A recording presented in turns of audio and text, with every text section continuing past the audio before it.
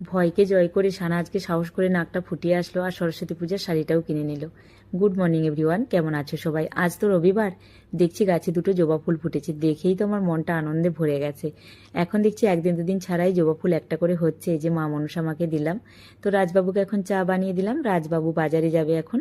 তো এই যে ছেলে এখন 11টা বাজতে 5 মিনিট বাকি, ও ব্রেকফাস্ট করে এখন রনির সাথে নিচে ক্রিকেট খেলতে যাচ্ছে। আর রাজবাবু আজকে বাজার থেকে নিয়ে এসেছে আমার খুবই প্রিয় মোচা, কাঁঠাল এঁচড়, তার সাথে কিছুটা চিংড়ি মাছও নিয়ে এসেছে 1 কিলোর মতো। আর তার সাথে এই পেটাই পরোটাটা নিয়ে এসেছে। কিছুটা খেয়ে ছেলে মেয়েকে নিয়ে গেছে, এখন সানা নাক ফোটাবে, বাবুর হেয়ার কাট করবে, ততক্ষণ আমি রান্না করে নিলাম। বেগুন পোড়া করেছি, তার সাথে কয়েকটা চিংড়ি মাছ ভাজা করেছি। রাজবাবু বললো ছোট চিংড়ি খাবে, সেটা একটু ফ্রাই করে দিলাম। আর কাঁঠাল এঁচড় চিংড়ি মাছ দিয়ে হয়েছে। আর এই যে এখন সানা চলে এসেছে নাক ফুটিয়ে, বলছে পাপা এখন ভাইকে হেয়ার কাট করাচ্ছে। আর এসেই কত কথা দেখো, আসলে আমাকে বলছে মাম্মা আমি তো নাক ফুটাতে খুব ভয় পাচ্ছিলাম, দাদা না কত সুন্দর করে আমার নাকটা ফুটিয়ে দিয়েছে, একটুও ব্যথা লাগে না। আর পাপা একটা দাদার শোরুম থেকে ওকে নোজপিন কিনে দিয়েছে, সেটাই আমাকে দেখাচ্ছে। আর খুব খুশি হয়ে গেছে, যতটা ভয় পাচ্ছিল ও না ভয়ে নাক ফোটাতে চাইছিল না। তো দাদা বলতে তোমরা অনেকেই চিনবে চিনির পাপাকে, চিনির পাপার শোরুমে গিয়ে নাকটা ফুটিয়ে এসেছে ওই দাদার কাছ থেকে।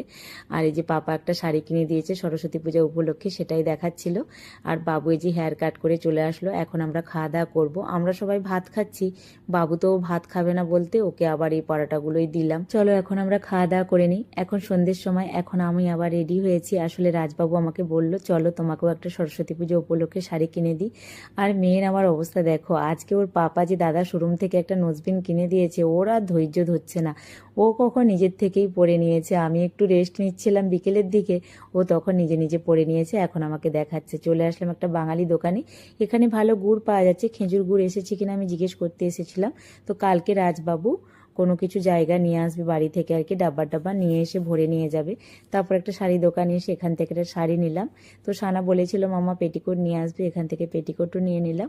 তারপরে যে একটা ঠাকুর মন্দিরে, সাই বাবার মন্দিরে এসেছি, এখানে এসে বাবার দর্শন করে নিলাম।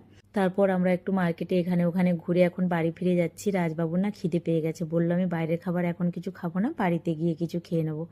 আর আমাদের বিল্ডিংয়ে যে সুইমিং পুলটা আছে, এখানে এখন আমাদের বিল্ডিংয়ের বাচ্চাদের সাথে বাবু ক্রিকেট খেলে। তো যেহেতু স্কুল ছুটি আছে, বাবুকে তাই ডাকতে এসেছিলাম নাস্তা খাওয়ার জন্য। ও তখন আসে না, আমরা বাড়িতে এসে নাস্তা টাস্তা খেয়ে বসেছিলাম, কথা বলছিলাম। হঠাৎ করে রাজবাবুর ইচ্ছে হয়েছে চিকেন তন্দুরি খাবে, তাই ফোনে অর্ডার করেছিল। এখন 11:30 মতো বাজে, বাবুর এই খেলা হলো, নিচে দেখা হয়ে গেছে। বাবুকে নিয়ে এখন আমরা খাবারটা নিতে এসেছি। আরও কিছু খাবার নিয়ে নিল, বাড়িতেও রান্না বান্না হয়ে আছে, আমার রান্না হয়ে গেছিলো। যাই হোক, কি আর করা যাবে, আজকে আসি, টাটা।